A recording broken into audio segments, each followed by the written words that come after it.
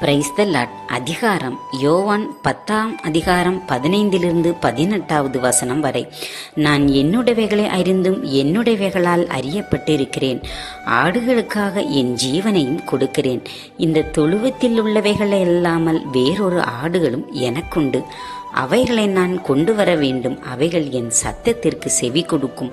அப்பொழுது ஒரே மந்தையும் ஒரே மேய்ப்பனும் ஆகும். நான் என் ஜீவனை மறுபடியும் அடைந்து கொள்ளும்படிக்கு அதை கொடுக்கிறபடியினால் பிதா என்னிடத்தில் அன்பாயிருக்கிறார். ஒருவனும் அதை என்னிடத்தில் எடுத்துக்கொள்ள மாட்டான். நானே அதை கொடுக்கிறேன். அதை கொடுக்கவும் எனக்கு அதிகாரம் உண்டு. அதை மறுபடியும் எடுத்துக்கொள்ளவும் எனக்கு அதிகாரம் உண்டு. இந்த கட்டளைகளை என் பிதாவினிடத்தில் பெற்றுக்கொண்டேன் என்றார்.